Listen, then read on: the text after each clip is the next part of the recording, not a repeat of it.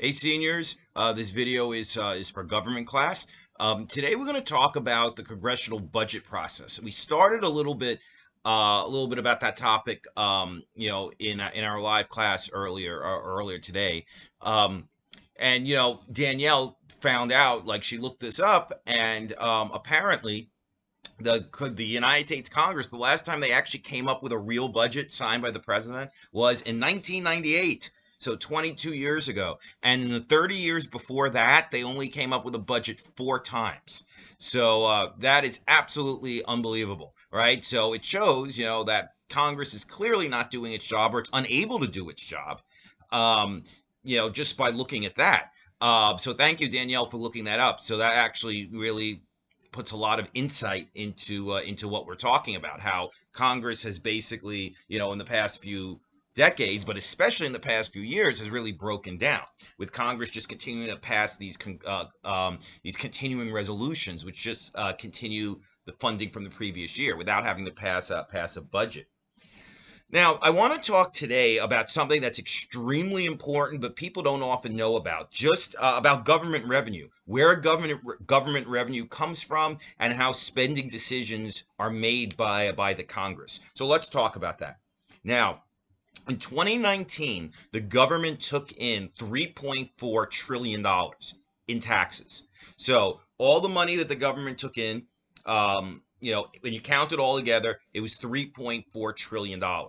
Spending was $4.4 trillion in 2019. So that means there was a $1 trillion deficit, which we'll talk about in a little bit, what that means. But let's talk about what the sources of government revenue are. Like, where does the federal government actually get its money from? Now, 50% of all government revenue comes from individual income taxes. That's the income taxes that you pay when you have a job, right? Like I paid, tens of thousands of dollars in federal income taxes last year, as did a lot of your parents. And even if they didn't pay that much, they definitely paid a decent chunk of their income in income taxes. So half of all government revenue comes from that. The way income taxes work is the greater your income, the greater the percentage of that income you have to pay in taxes. So for most middle class people, your tax rate is about 15%. So 15% of your income goes to federal income taxes. But if you make a lot of money, if you make, $400,000, $1 million a year, or whatever, your tax percentage goes up because we have a progressive income tax. The more money you make, the bigger percentage of your income you pay in taxes. Conservatives generally don't like that. Conservatives want a flatter tax where you don't pay such a big percentage of your income in taxes, just because you make more money. While most liberal and moderate people feel that the progressive income tax is a good thing because the more money you make, the more that the bigger the percentage of your income you should have to pay in taxes. So 50% of federal government revenue comes from individual income taxes. 7% of government revenue comes from corporate taxes. That's taxes that are on corporations. In 2017, when President Trump first came into office and the Republicans had control over Congress, their first act, in fact, the only real legislative victory that Trump has had during his entire administration, was a huge tax cut bill. And the centerpiece of this tax cut bill was slashing the corporate income tax from 35% to 21%. Now, a lot of people, including a lot of people who aren't necessarily conservative, believe that the corporate tax of 35% was way too high. Even though many would argue 21% is way too low. But when you just look at those numbers, it's incredibly misleading because if you're a corporation, you can take enormous deductions off your corporate taxes. So you don't pay anywhere near that. Now it's 21, but it used to be 35%. In fact, some of our biggest corporations, because of all the deductions they take, pay no federal corporate tax at all because of all these deductions. Just to give you an example of some companies that didn't pay any corporate taxes last year. Netflix paid zero corporate taxes. Amazon, zero. Chevron Oil didn't pay anything. Delta Airlines didn't pay anything. General Motors, the car company, paid nothing. Goodyear Tires paid nothing. IBM, the big computer company, paid nothing. JetBlue Airlines paid nothing. Whirlpool paid nothing. And the list goes on and on. So there were tons, 60 Fortune 500 companies paid no corporate taxes last year. So many years, Pepsi, I don't think paid any corporate taxes. So sometimes it's a little misleading when we look at the tax percentage and say, oh, these corporations had to pay like so much taxes, and that's too high. But in reality, because of all the deductions that a lot of these companies take, they wind up paying no taxes at all. So I'm just looking at the list of companies that paid no corporate taxes. So some of the ones we mentioned, Amazon, you know what kind of money Amazon makes? No federal tax, no corporate taxes. Delta Airlines, General Motors, John Deere Tractors paid nothing. Prudential Financial paid nothing. Eli Lilly, the pharmaceutical company, paid nothing. So many companies don't pay any, which is, so why it's a little bit of a, it's a little misleading, like when we talk about the high corporate tax rate, when in reality a lot of companies don't pay it at all. So that's why it's only 7% of all federal revenue, because a lot of companies evade corporate taxes. Now, let's talk a little bit about payroll taxes. Excuse me. 35% of all federal government revenue comes from payroll taxes. Now, payroll taxes are Social Security taxes and Medicare taxes. So let me explain that a little bit.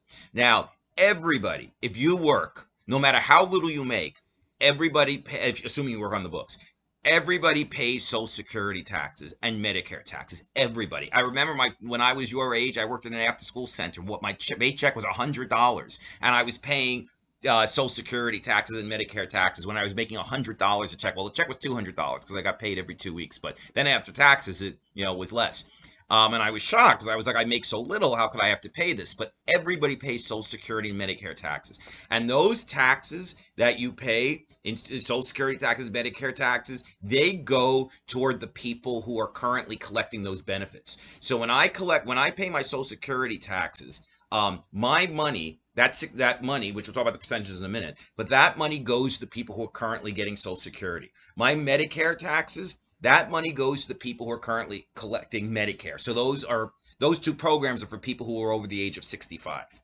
So the way Social Security taxes work, everybody pays 6.25% of their total income in Social Security taxes. But your boss also pays 6.25% of your income, in Social Security taxes. So combined, the Social Security tax is 12.5%. The employee pays half, and the employer pays half, and that goes to fund the Social Security system. The Medicare tax is 1.45%. So the worker pays 1.45% in Medicare taxes, and your boss pays 1.45% in Medicare taxes. So combined, it's 2.9%. So both these taxes are employer taxes. They're shared by both sides when you have a job. And again, this is something that's generally, it takes a bite out of your paycheck. What does that come to? It's like, almost 8% of your income just going to Social Security and Medicare taxes. But generally, people support this because, two reasons. They might have old parents and old grandparents, and they want them to keep collecting their Social Security. Or they think, well, one day I'm going to be 65, hopefully, so I'll be collecting Social Security as well. So generally, there's more buy-in from the public on these kind of taxes, even though it's pretty steep. President Trump, as an economic stimulus measure during the whole COVID crisis, proposed they should slash Social Security taxes, saying that would be more money in people's pockets, even though that would mean less money for Social Security recipients who are currently getting it, which is, a reason why some people opposed it. And that proposal never even took off, even among Republicans in Congress. So that's 35% of all federal revenue comes from those taxes. Payroll taxes. If your older relatives might have another name for it, they call it FICA. Those are Social Security and Medicare taxes, payroll taxes. 3% of federal revenue comes from either tariffs or excise taxes. Now, tariffs are a tax on imported goods. So like, if something's coming from China and, we have a certain tariff, a tax on those goods from China, then that is paid by the other country, or another country's company, to the U.S. Treasury, even though very often that the cost is just passed on to consumers. So if a foreign company has to pay a high tariff, what they often do is they just pass that cost onto consumers. So that's a tariff. An excise tax is a tax on certain items, either luxury items, like if you buy a yacht or something, that will have an excise tax, a federal tax, or taxes that used to be known as sin taxes. We don't really call them that anymore. But a sin tax, it would be like a tax on cigarettes, a tax on alcohol, a tax on gambling, a tax on things you shouldn't be doing.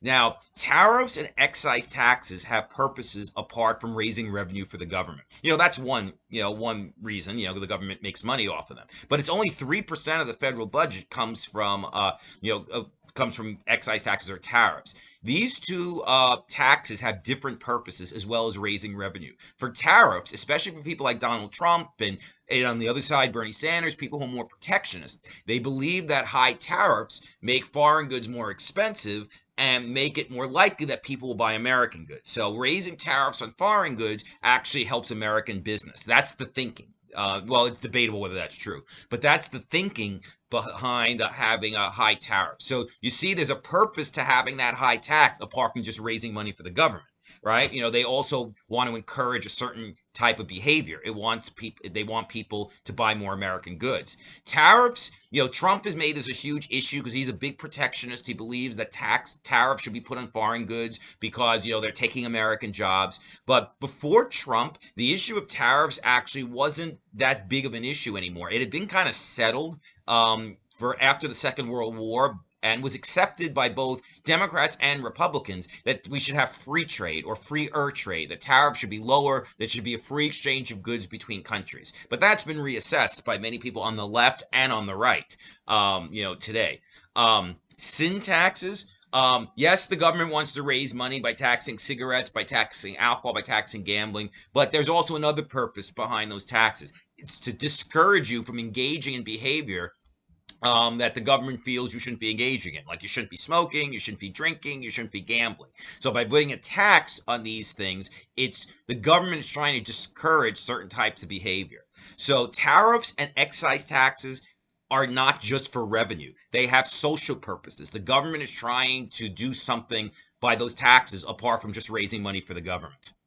So that's an important distinction. Tariffs used to be a much bigger issue politically. Like remember in 10th grade U.S. and 11th grade U.S. we talked a lot about tariffs, right? Because the Federalist Party, then later the Whig Party, and then later the Republican Party, up until the 1930s, embraced the idea of high tariffs, saying that protectionism, having high tariffs on foreign goods, is the best way to help American companies thrive. Even though that thinking has kind of been out for decades, but Trump and Bernie Sanders kind of brought it back, honestly. 4% of federal revenue comes from either dividend, capital gains, or estate taxes. So let me explain that a little bit. Now, all those taxes disproportionately fall on the very wealthy. A dividend tax is a tax you have to pay if your stock goes up in value. If you own a stock, right, your stock, you get, and the stock goes up, you get a dividend, you get money from the company. You usually get a check or whatever from the company because the value of your stock went up. That's called a dividend. So the dividends are taxed by the federal government. So if I had a stock and I'm making up these numbers, but if it was $5 a share and then it went up to $6 a share, the dividend would be $1. Presumably I'd own more than one share, right? People who own stock usually own hundreds or thousands of shares. So whatever the dividend is, however much the stock went up, that's taxed by the federal government.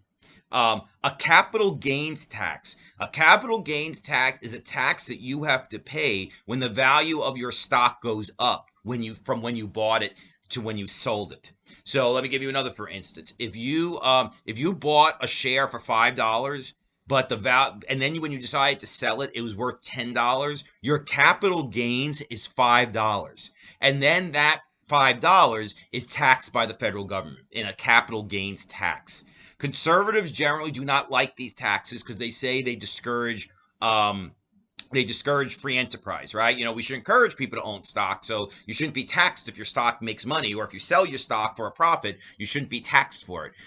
So that's what those are. Then there's a tax called the estate tax. Now, the estate tax is a tax that very, very wealthy people pay when they leave their money to their heirs. So if I'm a rich person and I'm worth millions and millions of dollars, then if when I die and I pass that on to my children, and the estate is huge, then I would have to pay an estate tax on the value of whatever I'm passing to my children. Now, in reality, very few people actually pay the estate tax when they leave money to their heirs. A lot of people think, oh, you just leave, you leave your children $10,000, you got to pay an estate tax. Well, you don't. You only have to pay an estate tax if your estate is worth more than $11 million. In fact, that's only 0.2% of estates have to actually pay the estate tax. So those are the ultra wealthy. Only 2,000 estates actually had to pay that tax. But conservatives and some others hate the estate tax. They call it the death tax. They say nobody should have to pay taxes if they die. That your money was already taxed when you made it, so it shouldn't be taxed again, like when you leave it to your heirs. That's their argument.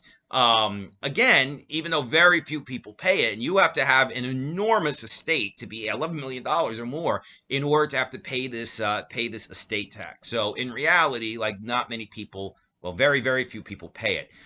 This has been a constant back and forth between Democrats and Republicans. Every time Republicans get into power, they try to either reduce or eliminate the estate tax. Like when George W. Bush became president in 2001, he signed a big tax cut bill. It phased out the estate tax over a 10-year period. So in 2000, so it was passed in 2001. By 2010, the estate tax had phased to zero. So if you died in 2010, you could leave your estate to your whoever you wanted and not have to pay any taxes on it. But then the taxes reverted back to the amount they had been before George Bush became president. The tax cut bill that President Trump signed in 2017 raised the amount of money, raised the taxable amount of your estate. So before Trump came in, you would pay the estate tax if you made $5.5 million, if you left $5.5 million or more to your heirs. But he doubled it. So like now you would have to leave $11 million or more to your heirs to pay the estate tax. There are also all sorts of ways to evade the estate tax. You can actually give money away gradually to like if you're old or whatever, you can start giving money away to relatives. But then you run into a problem because there are gift taxes as well. Because if you just give money to people, I think you have to pay a tax on any gift that you give to someone beyond $10,000. But there's all these accounting games that people play to avoid paying the estate tax. But the whole issue of the estate tax is very, very controversial politically because a lot of people feel that it's just not fair. But others say, well, you have so much money. We want. In fact, Teddy Roosevelt back in the day was one of the biggest advocates of estate taxes because he said that, well, if we charge high taxes to these big estates, it prevents concentrations of wealth. So we will never have like aristocracy in America, if we have an estate tax, because if we don't have an estate tax, we could literally have tons of people who never had to work, never did anything because they were able to inherit large fortunes from their parents or grandparents. So if you have an estate tax, at least that takes some of the money away so that you won't have the creation of an aristocracy in America of people who have millions, tens of millions of dollars having done no work for it. So there's also a social purpose behind the estate tax, just like we talked about with tariffs and excise taxes. So 4% of government revenue comes from those taxes: dividends, capital gains, and estate taxes. Now let's talk about government spending, what the government actually spends money on.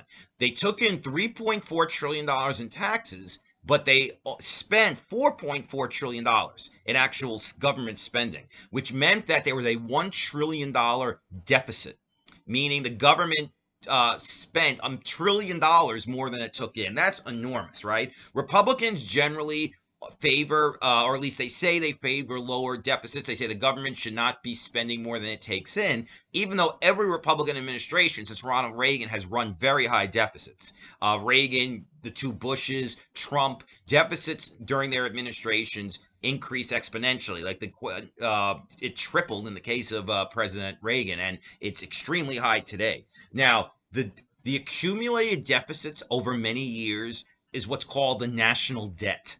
So $1 trillion is the deficit, meaning the money, the money meaning we spent $1 trillion more than we took in this year. So that's $1 trillion deficit. But the national debt is accumulated deficits over many years. So there's a distinction there. Now, there are two types of spending that the government engages. One is mandatory spending. One is discretionary spending. So let's talk about the distinction there. Mandatory spending is spending that's mandated by law, meaning if people meet certain criteria, they automatically are eligible for these benefits. Sometimes they call these benefits entitlements, meaning if you, like, for example, you're 65, you automatically get Social Security. 65, you automatically get Medicare. So that's mandatory spending. Like, the government has to give you Social Security if you're over 65. They have to provide you with, well, assuming you've worked enough years, but you don't need that many to be eligible. So the government has to give you those things. So it's mandatory spending. So some of the spending that's mandated by law, Social Security, you're over 65, you're eligible automatically for Social Security. Medicare, you're over 65, you're eligible for free health insurance from the government. Medicaid is health insurance for the poor. Now, that's also mandatory spending, because if you meet income thresholds, like if you're like below a certain level in terms of your income, you're automatically eligible for Medicaid. So that's mandatory spending. That's an entitlement. Unemployment insurance is mandatory spending. If you lose your job, and assuming you didn't lose it, because, you were stealing money from the company or something. If you lost your job legit, like you were laid off, you were fired or whatever, then you're automatically eligible for unemployment insurance. So that's mandatory spending. And that's become a really big issue today because so many people lost their jobs because of COVID. Certain anti-poverty programs are mandatory spending. If you fall below a certain income threshold, then you're automatically, the government automatically has to pay out these benefits. Veterans benefits, for instance, that's also mandatory spending. So the thing is, if you're a veteran, you're automatically eligible for certain benefits, like if you were wounded or you're disabled or something like that. Also another example of mandatory spending is interest on the national debt. Now let's talk a little bit about that. Remember, we talked about that, $1 trillion, we run $1 trillion deficit. We have a $20 trillion national debt, all the deficits we've accumulated over the years. What that means is that money doesn't come from thin air. When the government is running a deficit, the government borrows the money to fund their day-to-day operations by selling bonds. But when you sell bonds, you have to pay interest to the bond holders, right? Because, like, why would anybody buy a government bond if they weren't going to get some interest for it? So the government spends an enormous amount of money on interest on the debt. Like, I think that was last year, it was like $360 billion was spent on interest on the national debt. So that's mandatory spending as well, right? Because the government has to pay you interest. They have to pay interest to the people who lent them money. So all of this mandatory spending together is 60% of the national budget. Now, 40% of the national budget is what we call discretionary spending. Now, what's discretionary spending? Basically, everything else the government spends money on, apart from the things we listed. So everything else. So 20% of the federal budget usually goes to defense. Now, military spending. We have a stronger military than we're number one, and we have a stronger military than the 20 nations below us on the list combined. So think about that, right? We spend more on the military than nation number 2 to nation number 20 on the list combined. So it's an enormous amount of money. And it's political too, because a lot of people, even a lot of Democrats, are reluctant to vote against military spending because they're fearful they'll look unpatriotic if we don't support military spending. So often the Pentagon budget is very bloated. But that's 20% of the budget right there. So that basically leaves only 20% left for everything else, apart from defense and all the things I mentioned, mandatory spending. So that's the part that gets controversial politically. Liberals and conservatives have very different ideas on how that money should be spent or not spent, right? Liberals generally favor that more of that 20% be used for healthcare, for education, for childcare, for, you name it, a whole bunch of priorities that liberals have. While conservatives, while they talk about cutting government spending, that's a top popular refrain by a lot of conservatives, they're generally only talking about that 20%. Because remember, 60% is untouchable because it's mandatory. 20% is defense, so conservatives don't want to cut defense. So when they talk about cutting government spending, it's only out of that 20%, which is everything else the government spends money on. So environmental protection, the FBI, national parks, running government offices, and on and on and on. Everything else is only that 20%. So if you're going to cut government spending, what that means is that 20% is going to take a particularly heavy hit, right? Because you can't really cut 80%. You could cut defense theoretically, but politically it just doesn't happen. So when you're cutting government spending, it literally comes out so heavily from that 20%, which is why when government spending is cut, it's why it disproportionately hurts the poor. Right, because a lot of the poor, or student loans, or other government benefits, they all come out of that 20%. So if you're cutting spending, that 20% is what's going to take the biggest hit. Like when Ronald Reagan became president in 1981, he wanted to cut government spending. But remember, so much of it is untouchable because it's mandatory spending. And he actually increased defense spending quite substantially. So that meant if he wanted to cut government spending, what that meant was that disability benefits, medical care, student loans, food stamps, things like that were what took such a big hit. Because if you're going to cut spending, almost everything else is really untouchable. So it would have to come out of that 20%. All right, guys, very good. So I hope you got a better idea about how the government gets its money and how the government spends its money. In our next class, when I see you live on Monday, we're going to talk about congressional gridlock, why Congress just doesn't seem to work anymore. And there are many reasons for that, and we're going to talk about a bunch of them on Monday. So until then, peace.